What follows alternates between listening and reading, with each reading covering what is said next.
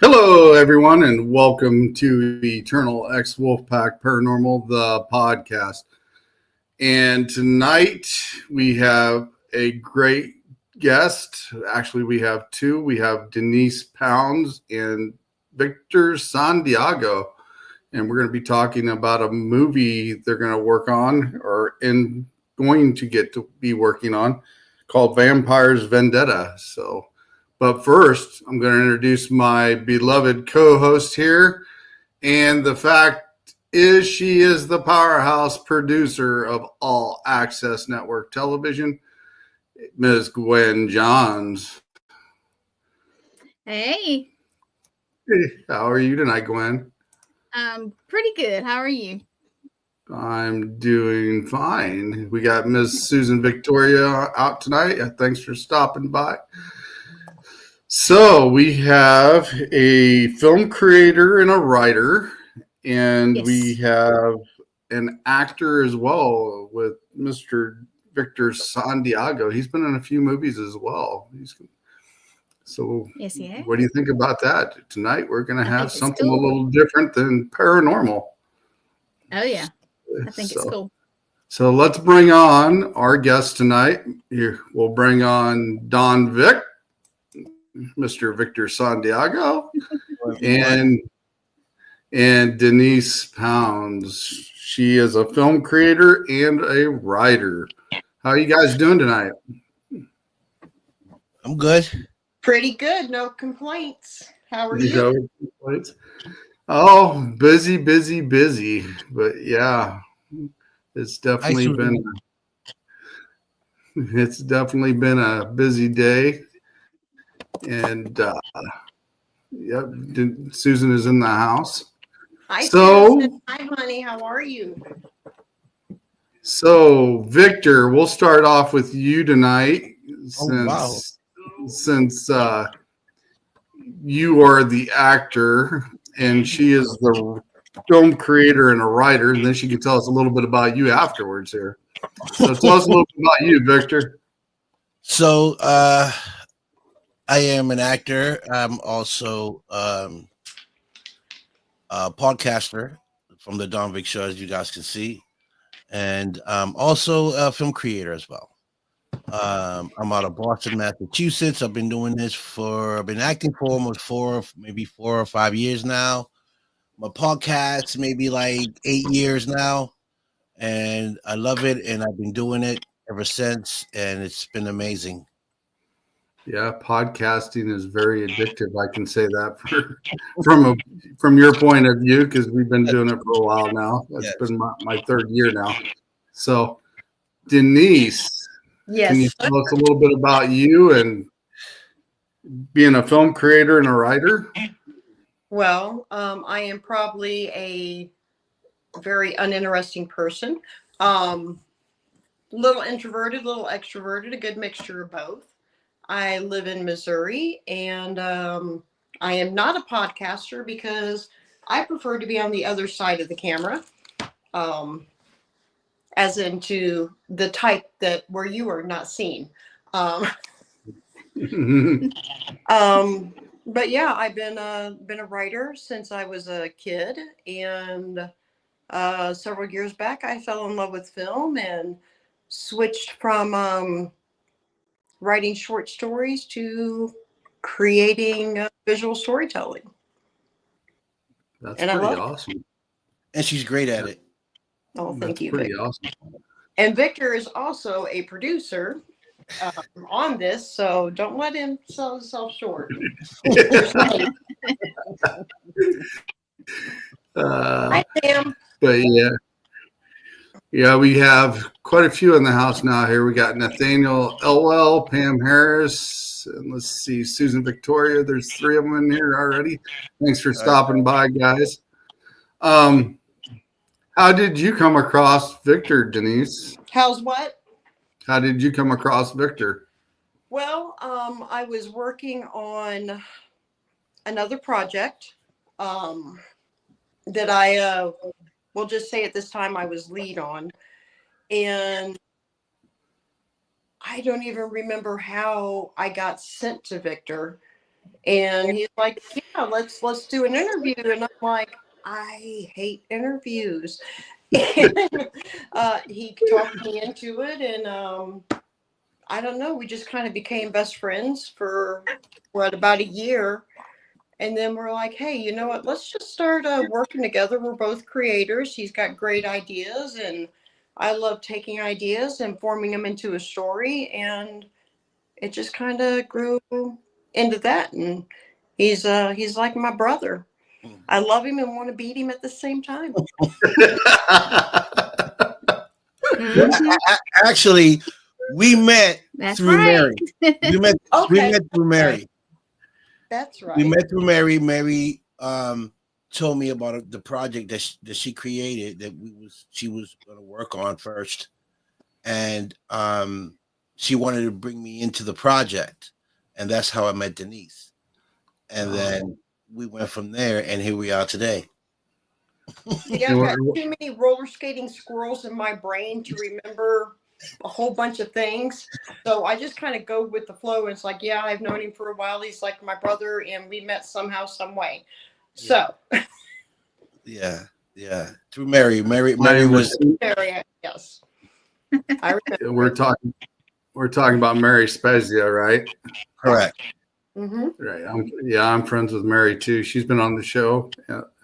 And she was pretty cool. And we've actually read some tarot cards together on the show before as well. So yeah, I know. I've known her for many years. She's an amazing person. Yeah, she's pretty cool. She also has something she does with animals and an animal retreat as well. I've seen her with pictures of boas and all sorts of animals as well. Yeah. So I'm going to show a picture here, guys. This is the project that you guys are working on.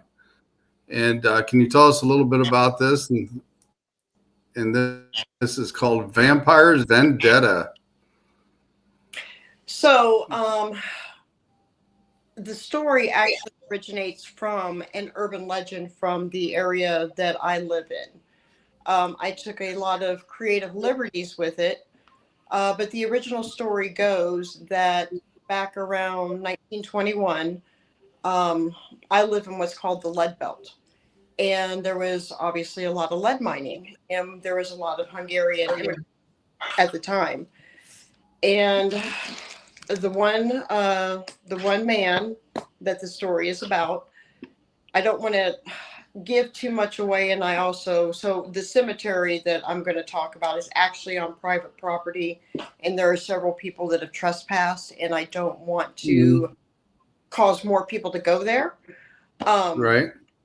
But so he was a Hungarian. He was a true albino from the research I've done, pale white skin, white hair, pink eye, the whole 9 yards. Wow. And so he obviously worked at night because going out in the sun makes your skin hurt. So the story goes that the children of the community would tease him.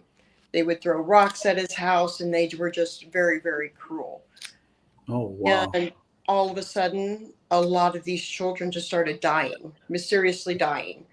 More than likely tuberculosis, smallpox, it could be a multitude of things. Or not, was it 1921? Anyways, so they accused him of being a vampire because Dracula was pretty much very, very popular and in its infancy at the time.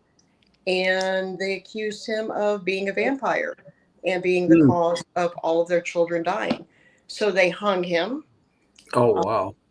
And then they buried him in the graveyard, and they put cast iron fencing. I'm getting goosebumps.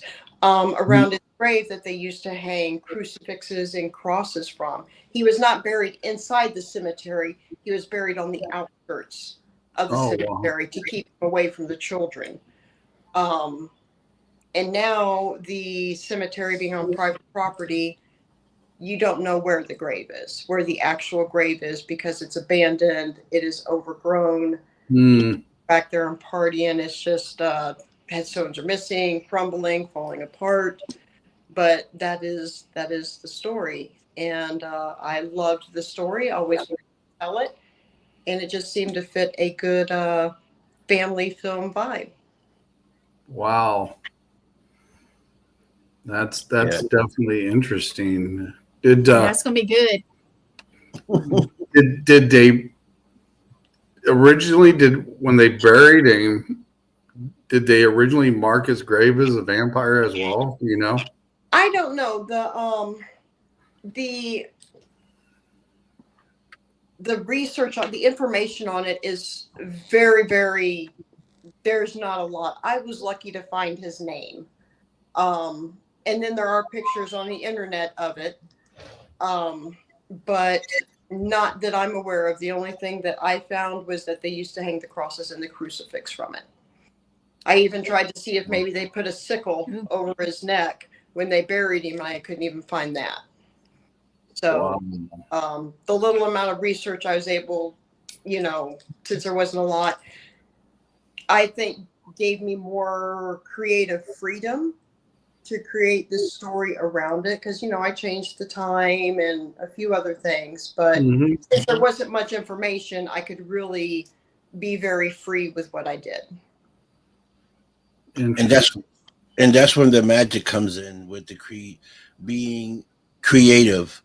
And that's why I love Denise, how she can be so creative and create something out of nothing, really, because she didn't really have any information but what she had, and then create something as beautiful as Vampire's Vendetta, because you have to read the script to see how wonderful the story is and the characters that she created, in the story. And I read it. I fell in love with it. I said, Denise, this is something that, we should put out there. Because at first she didn't want to do it. She wanted to sell the story. And I was like, no, let's do it. And she insisted on not doing it. And then I was working on a project that I brought to her attention. She said, let's just work on your project, which we started to work on or whatever. And then one day she calls me. She knows, you know what? I think I want to shoot it. I said, duh, right. And she's like, yeah, I think I want to. I said, let's do it. So, we put aside my project to push this project, which I think is a great idea, because my project is more of a street kind of story, gangsters, gangsters and stuff like that. This is more like a family film, something that can bring families together, and enjoy a film. And it'll be a great opening for our production team, to bring to the world with this film. And then eventually it'll open doors to the other films that her and I got together, and some of her films that she has written, to bring to light as well. Right. I love anything dark and spooky, and I love creating it. I'm just not a huge fan of gore. I think that when it comes to something scary, I want you to scare me psychologically and not make me want to vomit. Right. Yes. Yes. Don't get me wrong. I mean, makeup and artistry is wonderful, but that's not my vibe. But this, I would have to say that this, in a nutshell, is like Supernatural meets Goosebumps with the friendships of Goonies. It is so adventurous, and I don't know. I love it. I really love it. So will there also be a little bit of suspense in it as well with the twist? Yes, definitely will be suspense. I mean, you would have to see it to understand it, and to see what we're trying to bring to the world. I know because I read it. Denise wrote it. She read it, and the people that are involved, like Victoria, like Susan Victoria, she's part of the team. She's read it, so they understand, because they, we get the script, we get to read it, and They know understand all where. the details. Yeah. Right. We get the details, so we know what we're looking, what's coming. So we're just right now in the process of campaigning, and try to get funding for this film, and that's been the hardest thing for us, besides putting the budget together, besides getting the whole production team together, the crew together. It's been the funding, and that happens in all films. Every filmmaker, when it comes down to the actual campaigning, and raising the money, it's the hardest part. Unless you already have investors and you've been doing it for a while, then it's easier for you to raise the money, because people know who you are. They know your work. They've seen your work. They've been in your work, so they know who you are. So they don't mind investing in a project. But when you're new like Denise and I, that are a new, right, a new corporation, Right. we don't have nothing to show as a corporation, so people can see what we're about. It's harder for people to invest, but Right. But the story itself, if it falls into the right hands, to the right people, and they get a chance to read the story, and then they can visualize the story, they're going to say, wow, this is an amazing story. We need to bring this to light. And that's what we're hoping for right now. And also hoping that people can help us also, with some donations or whatever they can, to help us get this film out. Because I think once the teaser is out, once we shoot the teaser and the trailer, then people are going to see it. They're going to see where we at with the film, so that's where we at right now. I'll tell you that I wrote probably one of the creepiest versions of Ring Around the Rosie that I have ever heard. A lot of and as a writer, I want to read it now, of course. Yes, the best thing people can tell me is that creeped me out, and I definitely didn't see that coming. And that's when like, cha-ching, it is where it needs to be. And I was a little working with kids. I used to work in a pediatric ER. I love children. Right. And for me, the most intimidating part is our budget is more expensive working with children, because there's things that you have to set aside. You have to provide nurses. You have to provide teachers.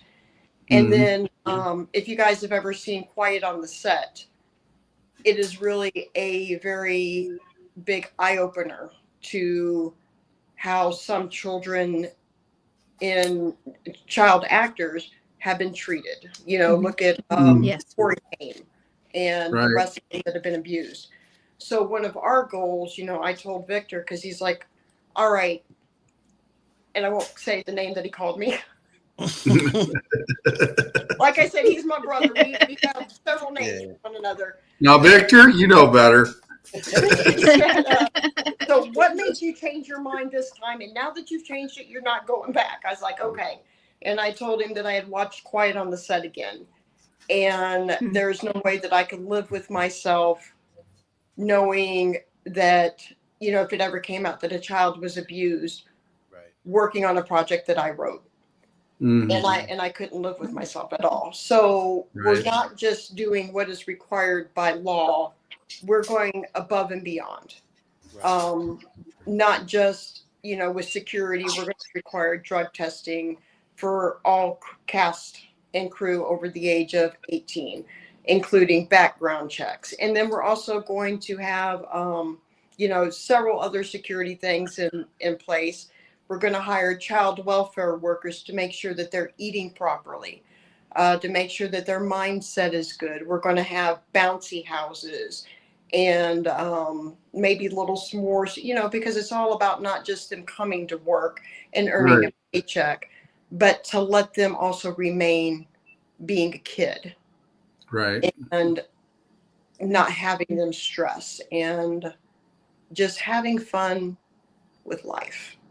Being able to like being able to come to work and have a little bit of both and not be so stressed out and under the pressure of the camera, which would be very good. Yeah, I mean, as adults, we can handle that for the most part. I mean, I have my days where I question it, but you know, a child, I mean, you got to look at their mindset and the way that they process, and everything for them is literal. You can make a joke and they're going to be like, "Oh my God, you hate me," you know, and we don't want that.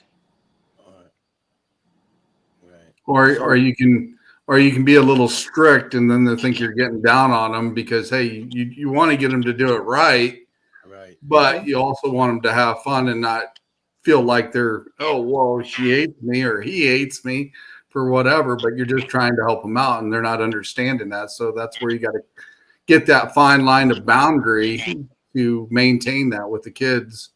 Yeah. So that's definitely a thing. Where did you came about with the story the way you did? And when you add stuff to it, like Ring Around the Rosie, which is one of the things that's pretty popular and probably patented or whatever, but how did you come up with a different version of it? I mean, did you add different music to the background or a different rhythm or change some words in it? So in my brain, I definitely changed words. But with kind of the same harmony and the same beat. So you know what they're playing, you know what they're singing.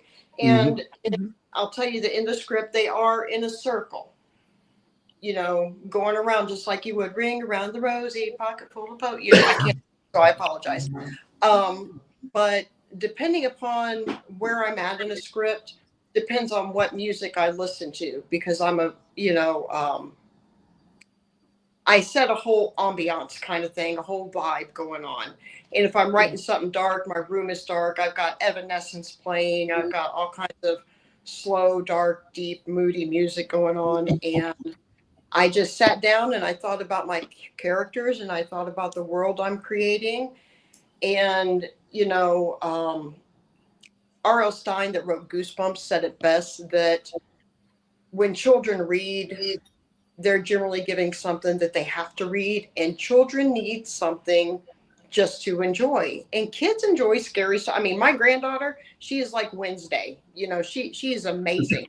And kids love this vibe, and families, you know, parents love sharing anything with their kids, especially if they put their stupid phones down. And I just thought about how can I bring it all together, and it just slowly, piece by piece, just as like, oh yeah, I like this. And I don't always know where it comes from. It just comes. Goes. Yeah. Wow. So where do you plan on filming this? Do you have a location in mind of some of the areas? So we will be filming in Missouri. And we will be using Missouri tax incentives. And I don't know how other states are set up, because I'm new to the whole, you know, I've always been a writer, and now I'm learning about producing. And I think I'm doing a pretty good job with it. And so I'm doing all this research. And in Missouri, our tax incentives are economically based. So there's specific areas that we have to film in that are considered rural or blighted. So there is a neighboring county that we're looking at, Washington County, and we would like to film most of it there. And the thought process behind it is we're going to bring business to these smaller areas, of course, and help boost them a little bit. And another thing we want to do is, as a thank you to whatever school, because some of the scenes are within a school, where our budget, you know, like I said, I'm just, you know, adding everything in there that we could possibly want or need. We would like to buy the kids in that school a backpack, every student a backpack, and fill it up with pens and paper and notebooks and everything that they're going to need to start school, as a way to say thank you to the community and thank you to the school. That's awesome. You know, so they're rural. Yeah, it really is. Yeah. You know, so, and then at the time, you know, we'll be putting out things, you know, about, does anybody want to donate any shoes or coats, or let's help make this community better, because it's all about helping each other out. That's awesome. And also just want to say the tax break. You want to tell them about that, Denise? What, the tax incentive? Yeah, with the nonprofit that's Oh, working with okay. us. So, and I'm glad you brought that up.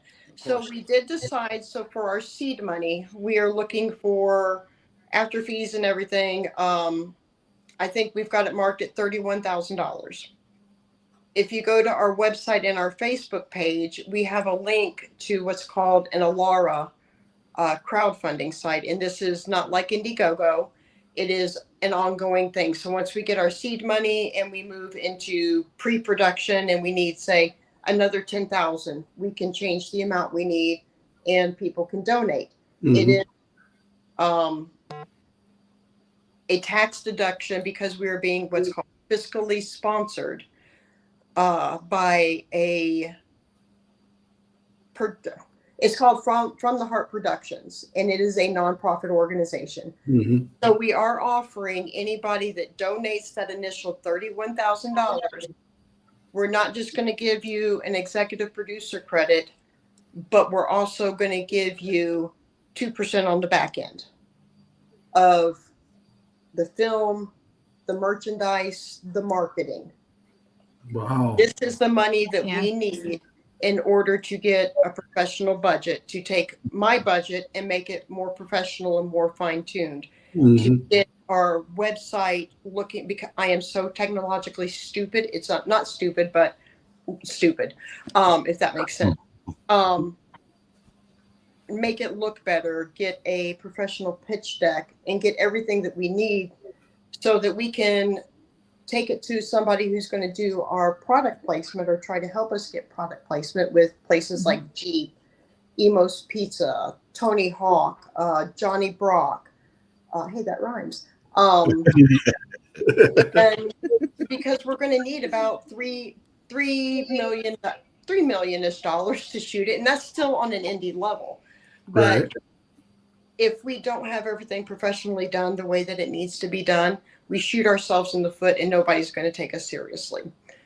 So, and that also gives us the money to shoot our teaser so everybody can kind of see what Ring Around the Rosie is like. Right. And also the tax break, you get a Denise, what was it? If you donate, you get a what is it? Tax reduction, was it, Denise? They get so it's a tax write-off is what it Right, is. So exactly. you make the donation on the site and they will send you a paper saying that you made a donation that is tax deductible. Right, And then you can write it off your taxes at the end of the year.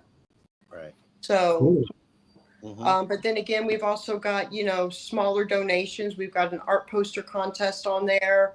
And we've got different levels of, right now we're doing all the production credits.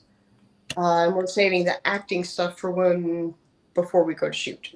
Right. And we do have Sandy Johnson, for those that know her, the original Scream Queen from Michael Myers' sister, who's in the movie. Cool. Yeah. I can't tell you the role that she's going to play because that would mean I'm giving a top secret. Yeah, she's amazing. Sandy Johnson is an amazing woman.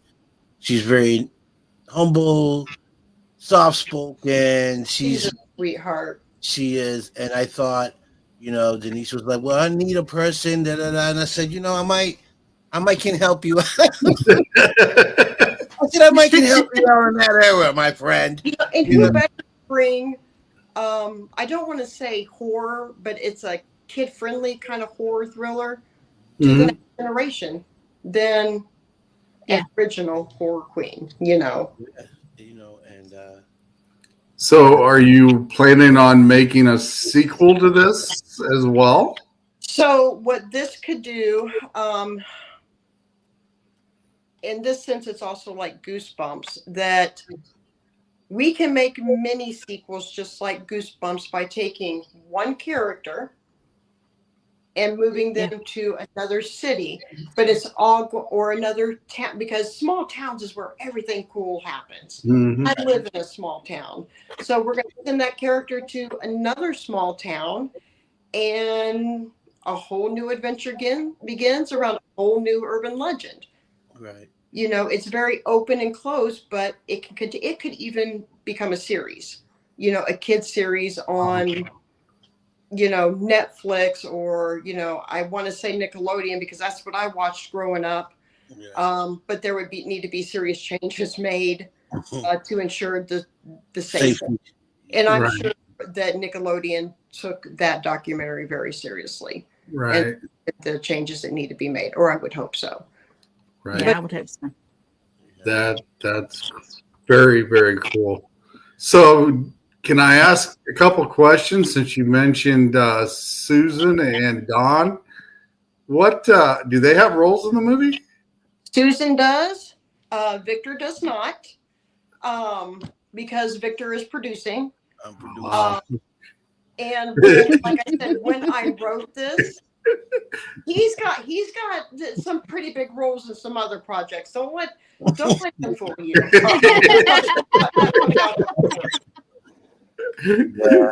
Because what do I always say? Be wary of the writer, because she can kill your character really quick. But That's right. Oh well. Yes, Yeah. yes, sir. You know what's amazing about all this is that, you know, the fact that we're friends and we became really good friends, and we're opposite of each other. completely. I'm from a big city, you know, she from a small town out there, and but we think alike, you know, and it seems like where she gets stuck at sometimes, she calls me and I, you know, I give her what she needs. And when I'm stuck, I say, Denise, I'm stuck here. She'll be like, blah, blah, blah, blah. And I get right back on where I need to be. So we work good together as a team. And since we're both creators, it makes it easier for us to create any project, anything that we might think we want to create. It won't be a problem because we have good communications, we have good friendship. And if she doesn't agree to something and I do agree to it and she don't, we'll sit down and we figure it out. Why I say yes and why she says no, and then whichever one has the stronger how can I say the strongest Define middle ground. The middle ground, then that's who we go with. And I think that's what makes us a great team. Yeah. Our communication is awesome, and we have mutual respect, and we don't just talk, but we listen to one another. Exactly. And if he comes to me and he's like, hey, I don't feel this is right. Why? I got a bad feeling. Or even if I say that to him, it's all right. Well, let's talk. And, you know, we always wind up finding a middle ground. And if we can't agree on something, we don't do it. That's right. Yeah. And you know, sometimes like she would write something and she'll send it to me and she'll say, Victor, what do you think? I'll read it and I say, it's good. And she'll say, what? I say, but how about this? And I'll add something to it. And she'll say, okay, yeah, I like that. And she'll go back. I'm gonna write. She'll come back and she'll add some of the stuff that I, you know, brought to her to what she was gonna add, and she make it happen. So that's what's so great about us, you know, that she writes and she'll send it to me. She'll tell me what you think, and I'll read it. And I'll say, I don't know about this. How about this? How about that? And she'll think about it. She said, yeah, maybe we can change it, you know. And same thing with me. Like my story, what I'm writing, she's helping me write. She's never Nope. been on that side, on my side. But it's coming out awesome. It is. She's never known anything about gangsters and mob and, you know, stuff like that. I lived that life and I know that side. So when I started to write my story, I said, Denise, I need you, you know, she said, okay. So she's like, I have no idea about what the hell's going on here, right? Or anything about the streets. So we started to write it because I already wrote like how many pages? Like 32 pages to it. I have a whole file. Yeah, so I wrote it and I sent it to her and she read it, and then we started to write it together, and then in the middle of it, it started to twist a little bit. You know, the story started to twist a little bit, and but it's coming out great. You know, it's going to be an amazing. I don't even know what to call it. I can't call it a mob movie because it's kind of like mob, but like street. It's like Well, it's becoming something other than it originally was, because we, when you do film, you have to decide what point of view you're telling your story from. correct. Like with the kids movies, are we telling it through the eyes of the kids? Are we telling it through the eyes of the vampire, or are we telling it through the eyes of the parents? So when you pick what direction you're going to, like with him, I call it like Jack Reacher meets Godfather. But we had to decide which way we wanted to go, and we decided to go more with the Jack Reacher way. Mm-hmm. And later we can do a sequel that is more Godfather way, kind of like how Tolkien, if you read him, there's a certain section dedicated to Sam and Frodo. Right. And the next section is, Gandalf, and the way that they break it up. And that's fabulous storytelling right there. Right. So that would be an interesting way. Like, say you did this whole film through the eyes of the kids and how they perceive it. And then the next story part could be something about the fact of the parents seeing what happened behind the scenes, and you can twist it off and then have another one after that. Right. From the vampire's point of view, or the guy's point of view that was accused of being the vampire, because it's kind of like the Karate Kid. And after you go back and look at it now, everybody's got a different perspective on how that movie was portrayed. The first round now, after Cobra Kai come out, because now it looked like Danielson was the bad guy in some of the movie, and now he's trying to make up for what he's done in the past and vice versa. So it's an interesting twist on how they come about doing it. That would be really cool. Yeah, and that's the thing with the film that we're putting together for me. I just wanted to make it a film, and Denise was like, "Well, no, we're going to make it a story. We're going to make it a story, and we're going to leave the ending opened for other things, meaning." It can go into a series. It can go to a part 2, like a Rambo type of thing. Rambo 1, 2, 3, 4, 5 to 100. Yeah. And I thought it was a great idea, because the way the story's going right now, it's so amazing. It's like once you read it, you get hooked on it. It's like you want to know more and more and more and more about it, because it's being well written. She's a great writer. I don't write. I'm not a great writer, but I'm a great creator. I can come up with some great stories. And like you said, I am very much out of my element with this, but I am thoroughly enjoying it and embracing it. We're creating greatness. But if anybody has any spooky urban legends they want to throw our way, please hit us up. Yeah, definitely. So that's the greatness of having a great partner, and working together and understanding one another to create something beautiful, not just for us but for the people. Because some writers think and write for themselves, right? True. I like to write for the people. You know what I mean? Yeah.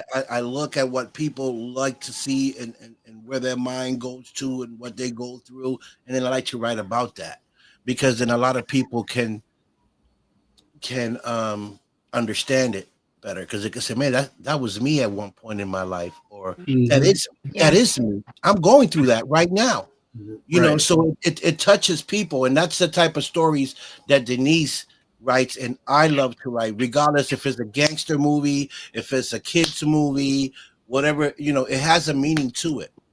It's not just, we're not just writing to write, we're writing to touch people.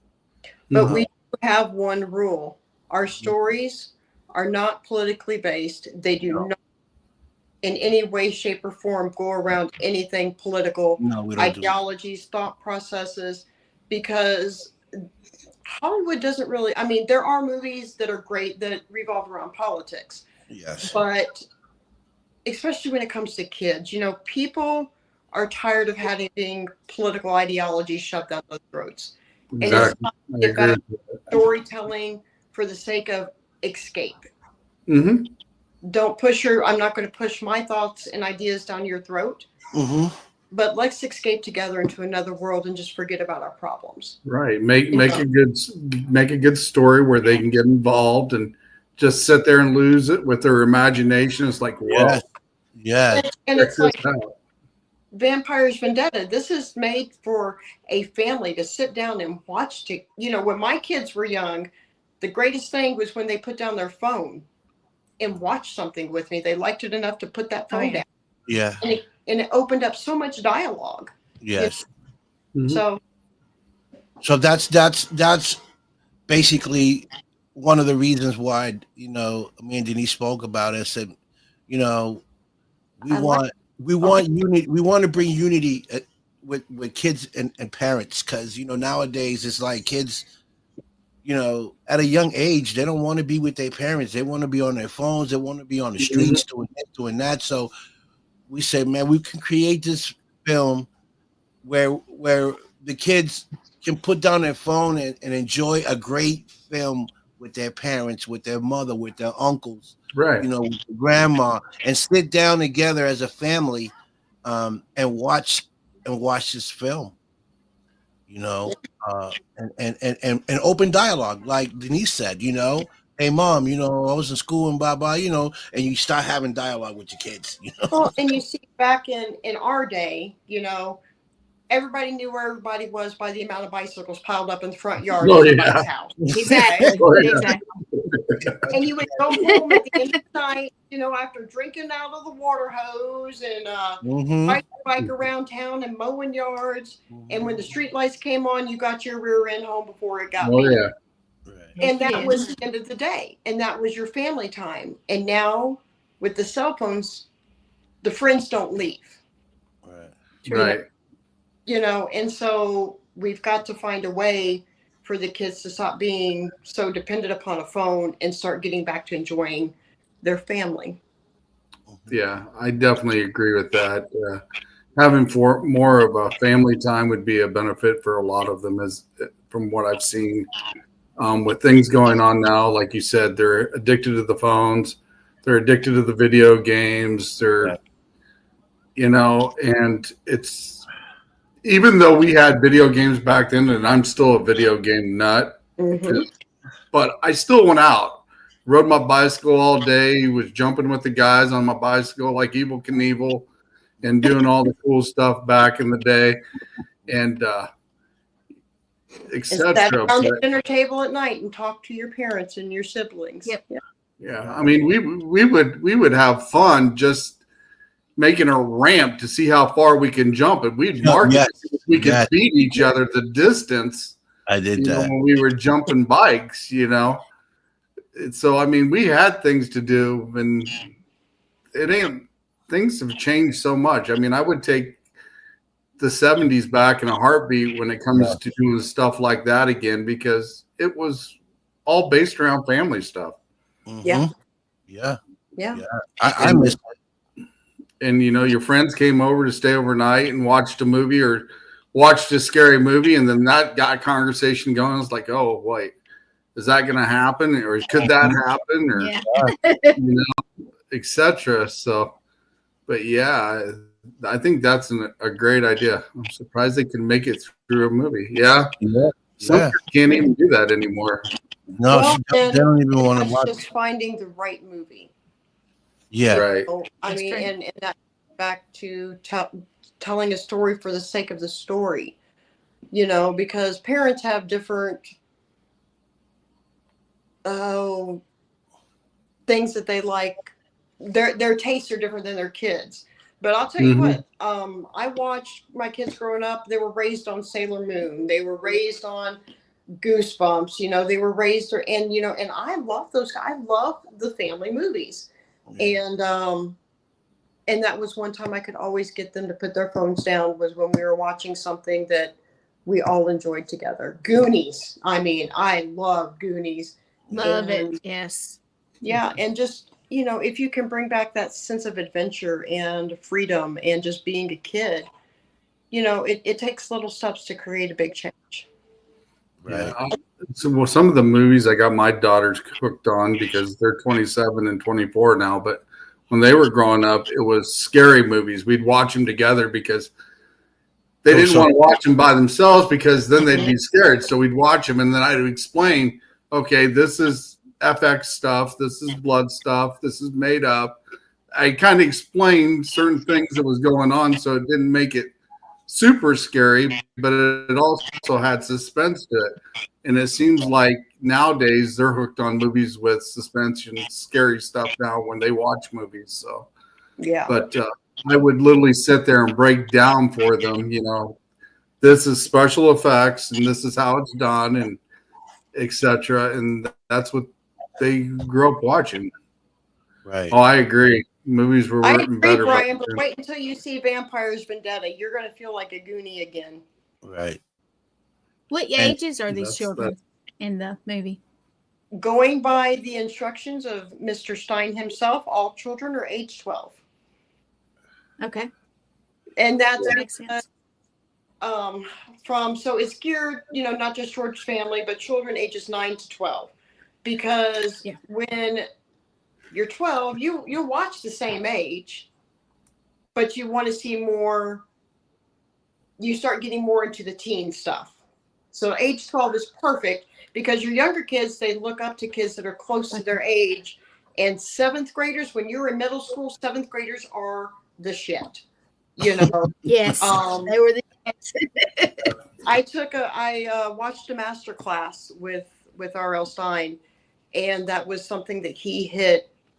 All children are 12. It is the perfect age that so many kids can relate to and want to see.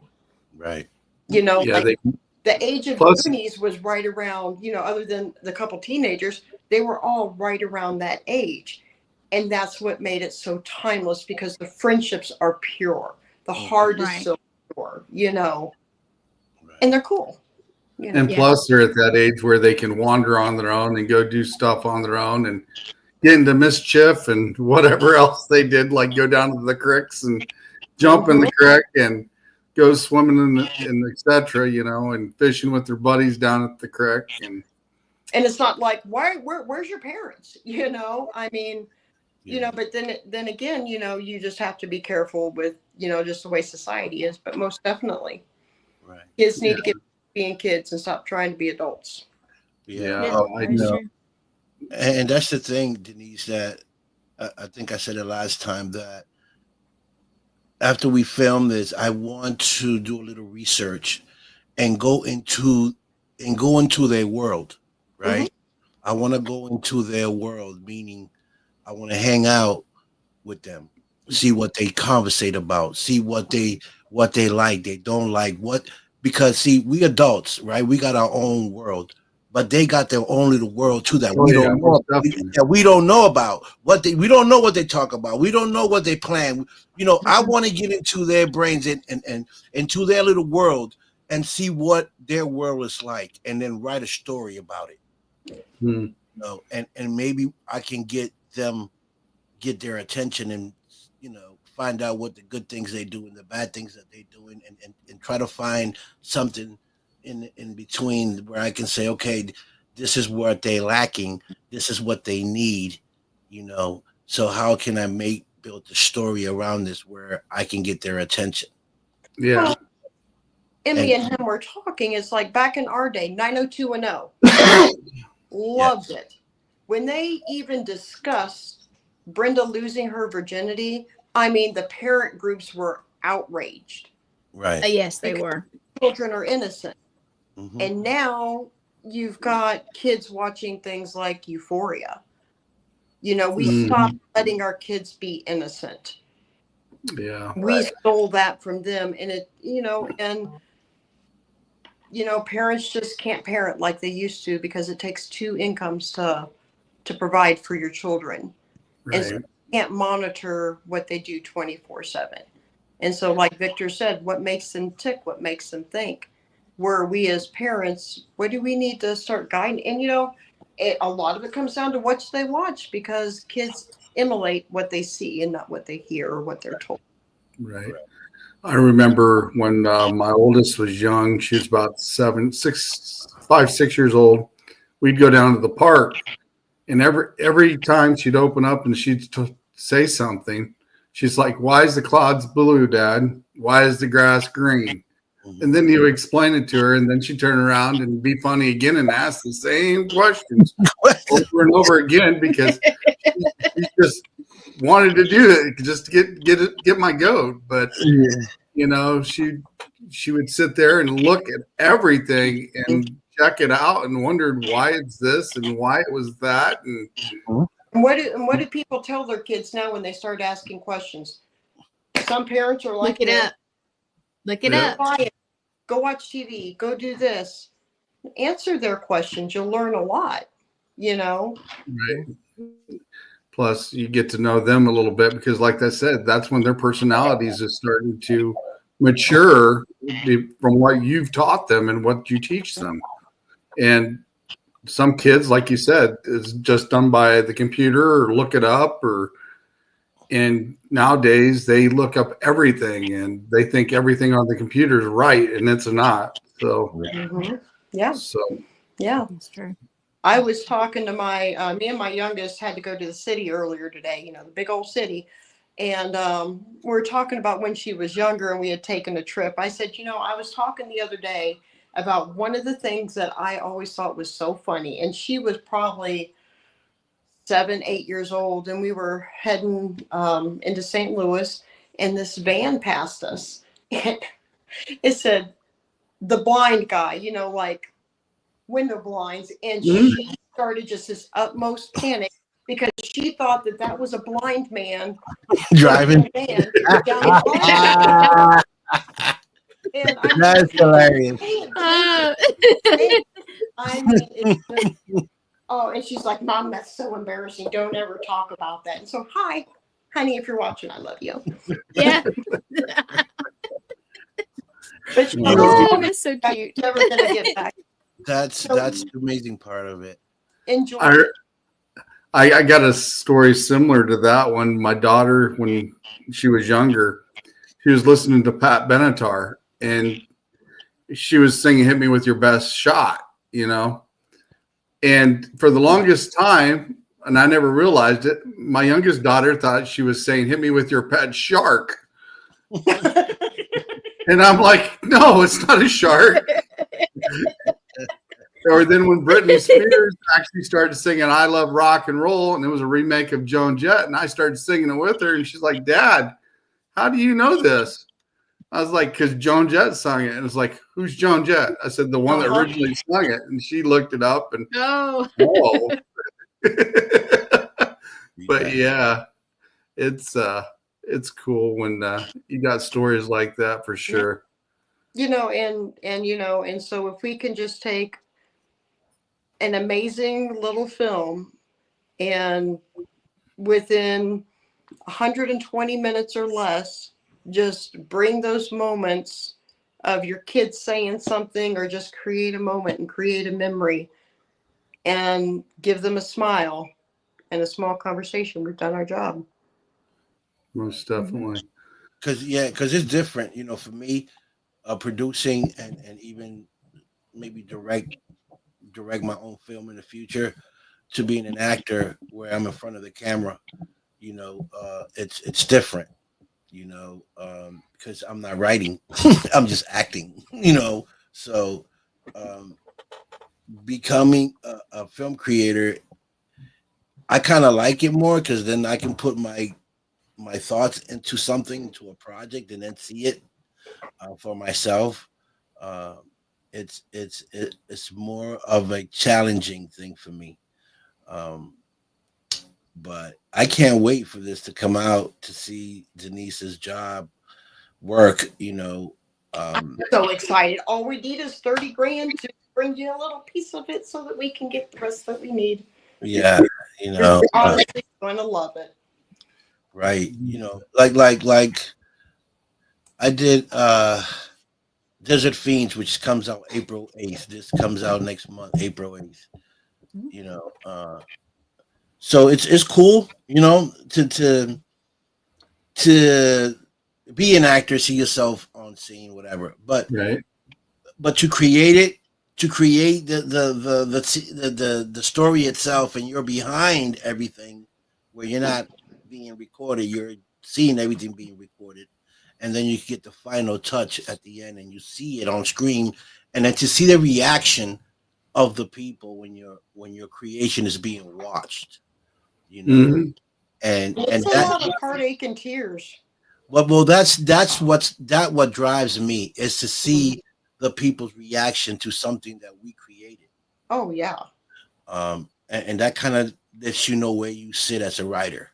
Mhm. Well, and the thing is as people read the things that I write and the positive feedback I get, and they're like, how is this not being made? It's like, well, you know, nobody knows my name. And they're like, yet. Yes. I cannot wait to experience that moment when people are, and I get to see the look on their faces and know that my brain created that smile. hmm Yeah. You know, Most definitely. and when people find out how great of a writer she is, there's going to be people reaching out to her to write stories for them, because she's just phenomenal when she writes, and you know, and then because her name is behind that story and is tapped, she wants to make sure everything is correct. She has another friend of hers that kind of goes over her writing and makes sure that everything is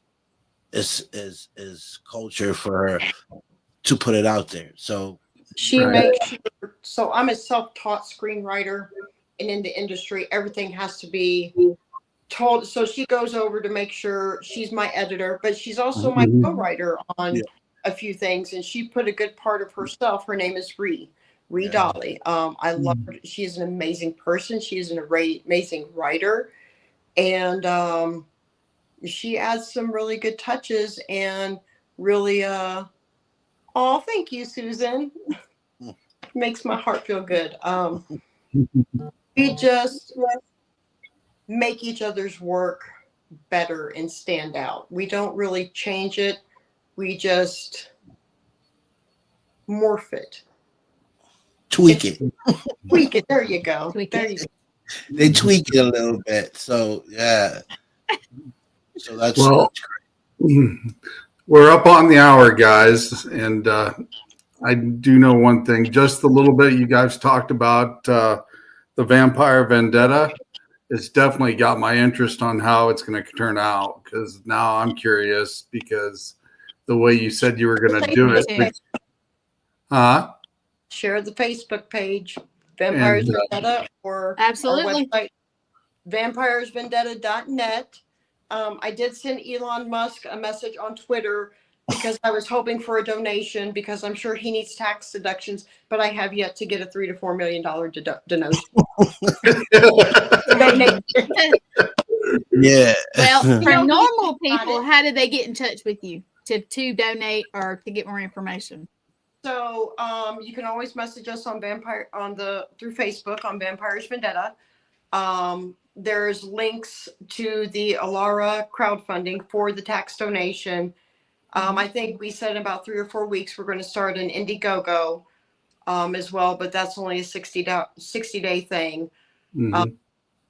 And then there's the website, vampiresvendetta.net, and our email is also on the page and on the website.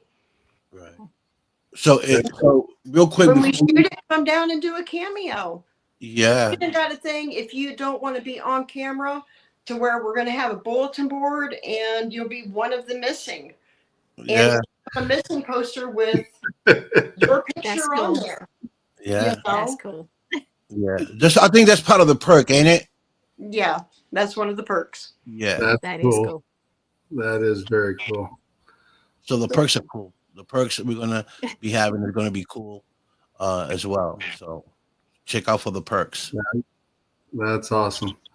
Shawn, why don't Definitely you show go the poster check one more time? All righty, hang on a second. We'll show it up here, right here.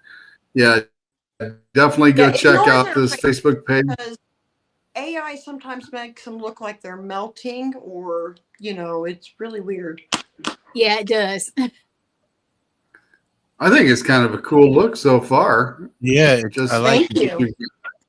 Yeah. Thank you. I mean, because you got the house up on the hill, and then you got the vampire in the moon, and Yeah. they're in the graveyard. And Yeah. how is the plot going to unfold? What's going to happen? This is Exactly. Stay tuned and find out. Donate. That's the only way. Donate, folks. Don't help us. Help us bring this film to life.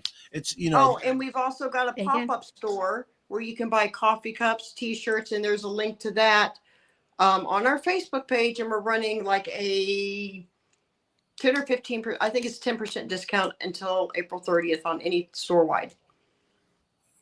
Cool. Very cool. Well, everyone, thank you for coming on tonight. I greatly appreciate it. And we'll definitely check out your page and we'll advertise it out as well. And it's Vampires Vendetta on Facebook, Yes, right? I will. Yep. Definitely go check out the page. If you can donate anything, please donate. Check them out. Help them out. And let's see if we can get this movie off the ground for these guys, because it's definitely sounding good. Yeah. Definitely sounds interesting and well put together so far from what I've heard. And I'm curious now. I want to see it. Well, I want you to see it. Me too. And just for Yes. everyone to know I that want to read it before it comes out. right, there will be future opportunities for people to also be part of our future films. Just to let y'all know that as well. We got a ton of them. That's awesome. That's definitely great.